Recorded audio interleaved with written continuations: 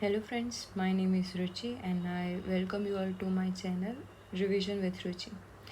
I am dividing this topic into two parts. This is part 1 of civil services in democracy. So today we are going to study our important topic of civil services in democracy, which is itself mentioned in our UPSC syllabus.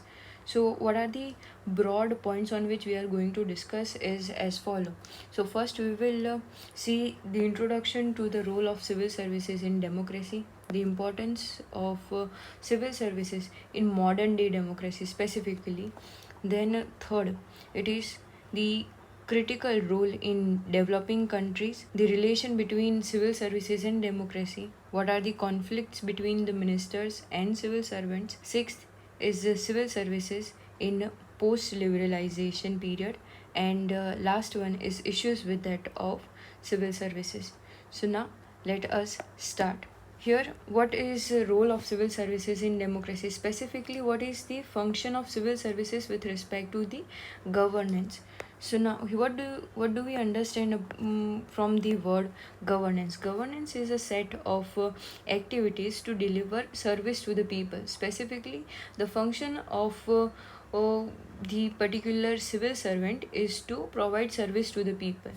Second, here why the civil servants are most important with respect to the civil governance. It is because they have provide suggestions with respect to what type of policy needed to be formulated, because they have a wide knowledge about a particular topic or a particular domain. Second, here they are informative because they are recruited through the rigorous process. They have large number or large proportion of an information with respect to particular domain.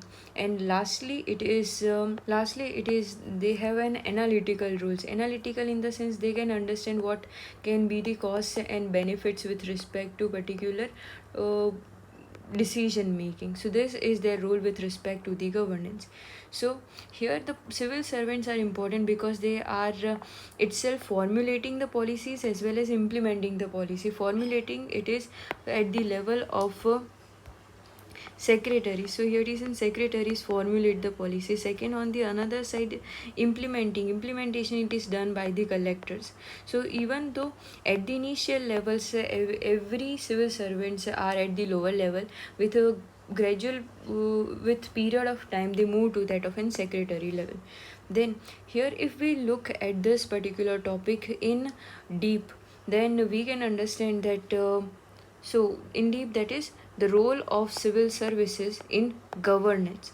So first so we will start one by one.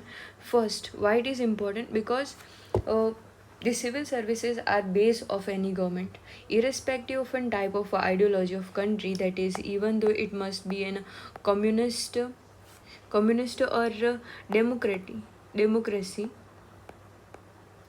So every type of an government have have certain types of an civil services or civil servants to implement the policy program or schemes at the ground level.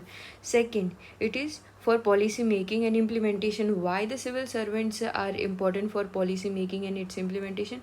Because they collect the necessary information, that is they can understand what type of information it is required for policy formulation. Second, to what extent of an information it is required. Second, they work as a think tank. The example of think tank we have, it is Niti Aayog. So here it is Niti Aayog is acting as a think tank for the present government. Think tank, what do you understand by think tank? Think tank are certain type of organizations or the people, so, or group of people who are analyzing the whole particular scheme or a policy on the basis of what are the cause and benefits of particular initiative. Then third, it is with respect to they analyze the policy in the sense they check what type of resources are available with the government.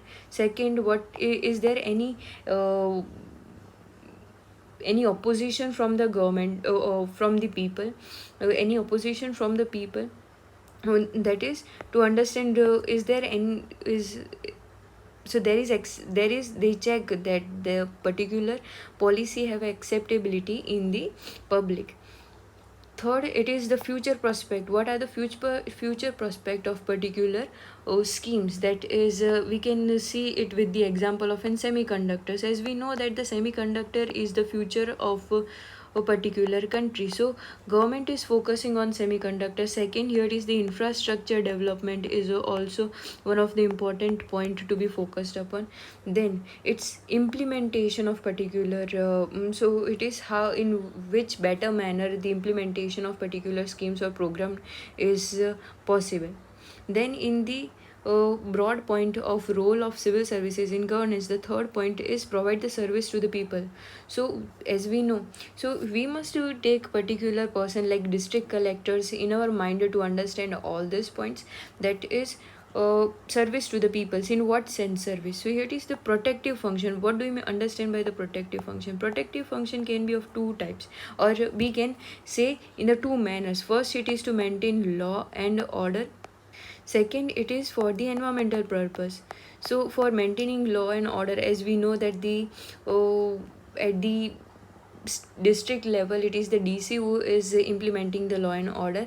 And for here I am mentioning the environmental aspect as well, because we have dedicated IFS services for this purpose. And it is the civil servants who are implementing the environmental policies at the ground level.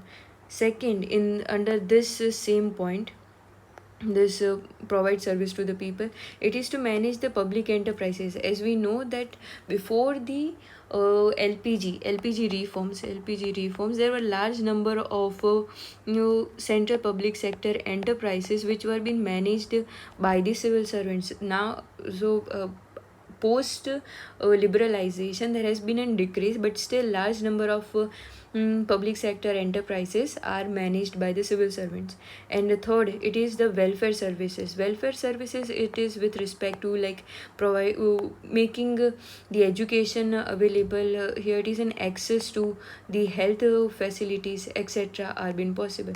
Then here it is fourth point is to maintain continuity in the administration. Continuity in the sense, irrespective to the ruling party, or there are changes in the uh, central as well as the state government, the administration of particular country or state is continuing in a better manner. This is possible only because of the civil servants. And while the other functions, fifth point, that is other functions are assistance to the minister. So like ministers take decision with the help of civil servants. Civil servants advise to the ministers. Then second, under this other functions point is like financial operation. The civil servants at the top level or at the district level, they are checking that funds which are being provided by the government are managed in better manner. Then lastly, it is the administrative adjudication. As we know that in many cases the judgments are being given by the district magistrate. So example of a DM, it is perfectly fit in this point. Then so here we have completed our introduction as well. Now let us move to our point of importance of civil services in modern day democracy. So we have to understand simply that civil services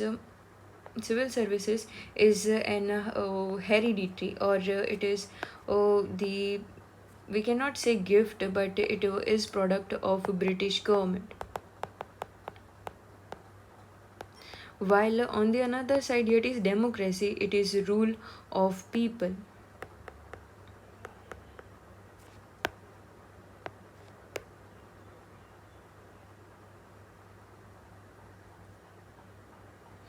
So here it is in rule of people. So how the civil services are becoming important with respect to the democracy, and why they are becoming important? Why? The reason is why. So first here it is, and how they have been managing the whole administration of a democratic country. So first here it is the development of scientific and the technological scientific and technological developments. So what can be included in this scientific and technological development? So it was at the time of in 1853 when there was a development of a telegraph. Second here it is the arrival of smartphones, as well as and lastly it is the 21st century's invention, that is internet, make it possible for the civil servant to manage the administration of a whole country. Then second point with this respect is industrial revolution. So we certainly praise the benefits of industrial revolution. What so simply we have to understand what is industrial revolution.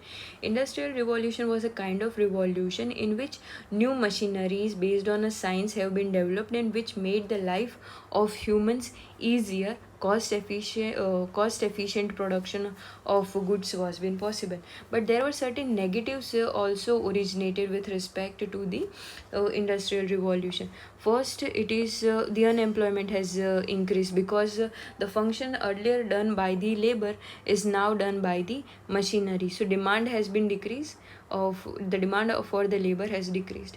Second, it is exploitation of labors have been started, and as the while the third point it states that urban slums, why there is development of an urban slums, because the migration from the rural areas to that of the urban areas is not so as there is large number of migration from the rural to the urban areas, but urban areas are not able to fulfill the demand of the services. Uh, so yeah, so urban areas are not able to accommodate the people, so there is development of an urban slums.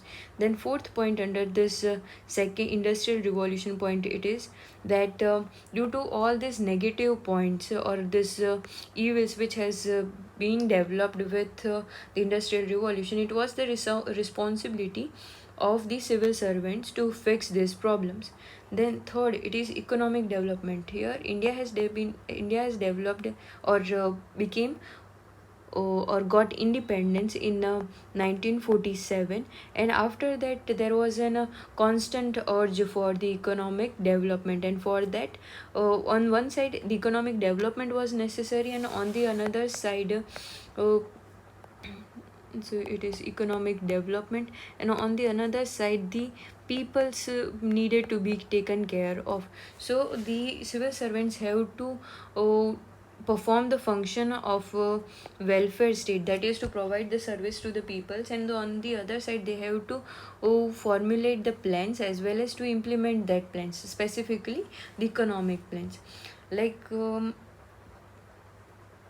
providing food to the peoples, as well as that of basic water and sanitation facilities and education. So these were the demand of the particular country after the independence. Then fourth point, it is crisis and calamities, or climate and so that is calamities and the crisis. So here why there is need of the civil servants in this period, because with the passage of time there is increasing um, global warming in problem of global warming has increased, as well as that of climate change has increased. Due to this there has been increase in the hazards, and due to that all factors, the civil servants which are at the forefront for managing this all problems have are becoming much more important. Then fifth point, it is population and the issues with respect to the city. So as we know that India's population have over became such large that India is going to become first, or it is going to become most populous country, so like most country by that of 2000, in the mid of 2023. So we have to understand that how a particular country can function without the civil servants, because the civil services are at the base of administration of whole country.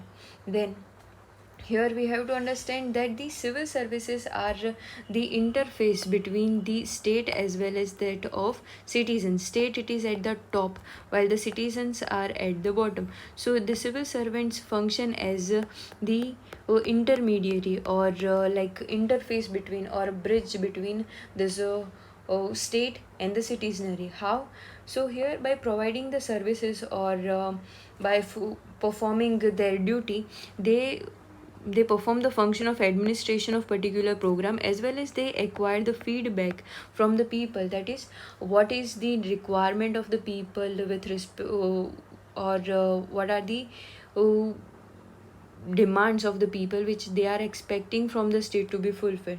Then here the citizens are focused with and here the personalized redressal of the grievances are possible. So you might understand what is difference that personalized redressal of grievances. You must take the example during the time of kings, that how it was not possible for the common man to have access to the kings, but here in the modern day democracy it is possible that the administration is uh, responsive to the grievances of the people, and not only the grievances but personalized redressal of grievances is possible. Then here in this same initiative, the people's participation is taken care of. So how? Here it is public hearing of particular initiative, it is taken care. Second, in the citizen charter, as we have studied in the last lecture, that how the citizen charter is bringing accountability as well as transparency in the functioning of the government. And for preparing this particular citizen charter, the feedback from the stakeholders, it is been taken.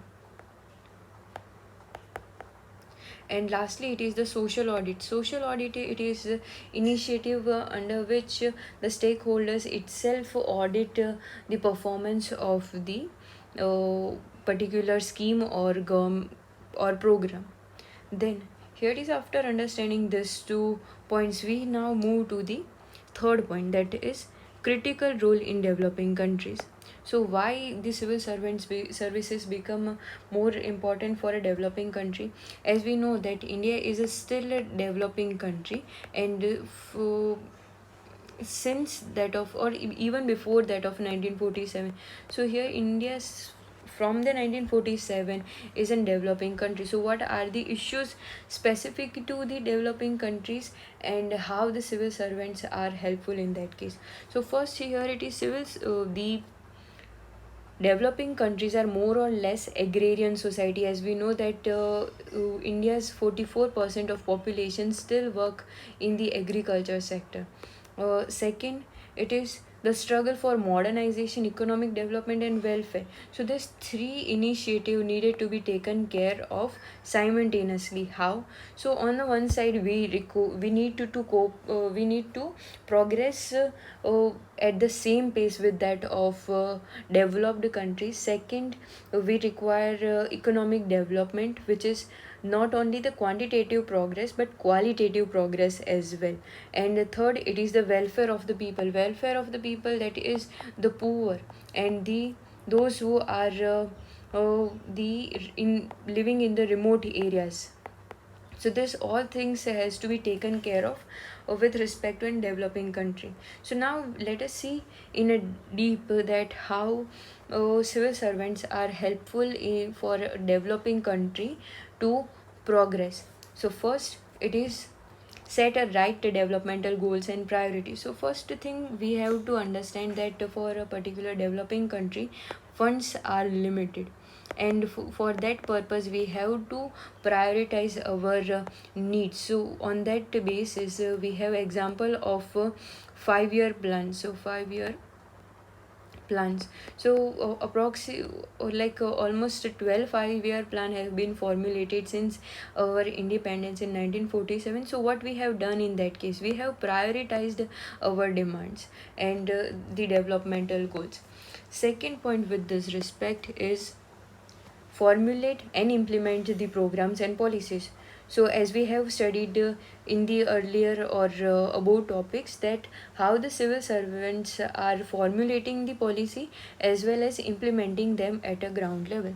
Third point, it is to create an administrative organization. So when India got independence in 1947, and when it was still it is developing country, but here now and then new administrative organs have been formulated and the capacity of the existing ones is increased. So why it is necessary that particular domain requires, so here it is in every, so not particular but every domain requires in special attention.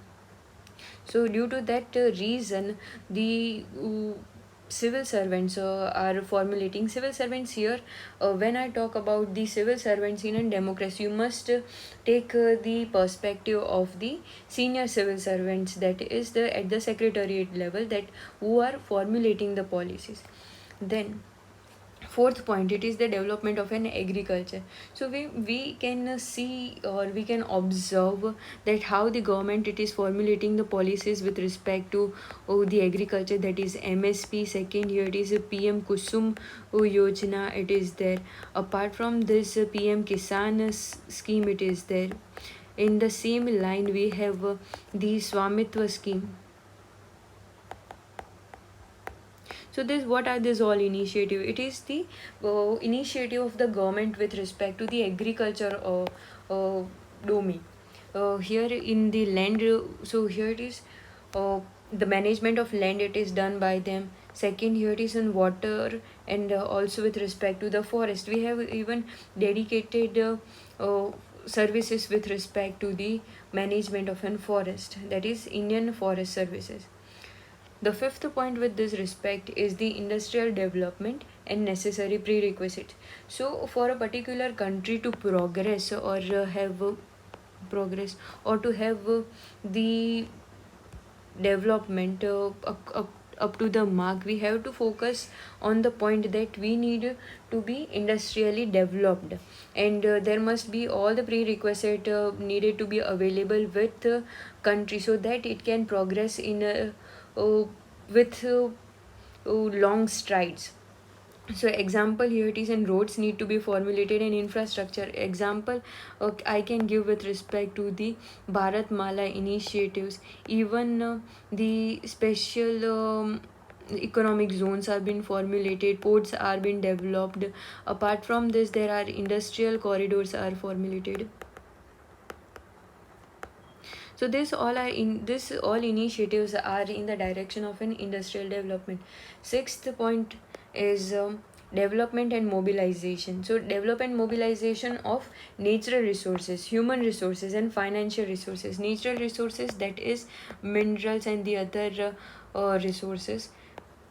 Human resources, what do you understand by the human resources? Human resources, like the humans who have a better education, skills, as well as health, so they can function as a productive asset for a particular country. Then third point in this point of development and mobilization is financial resources. So we have learned about the disinvestment. Even so disinvestment, it is like example for getting access to financial resources. Apart from this, there is an export is example of access or mobilization of financial resources. Then seventh, it is developmental activities. So we have learned here and there in the newspaper that there are many or many civil servants who are functioning in such best manner that they have got the tag of people's officer. So here we have an example of Smriti Sabharwal and also the Durga Shakti Rampal, who are functioning in utmost integrity that lead to betterment of people at the ground level. So now, after understanding the critical role in developing countries. Thank you friends for watching this video. This is part 1 of our topic of role of civil services in democracy. For part 2, you can visit to our channel Revision with Ruchi. Thank you.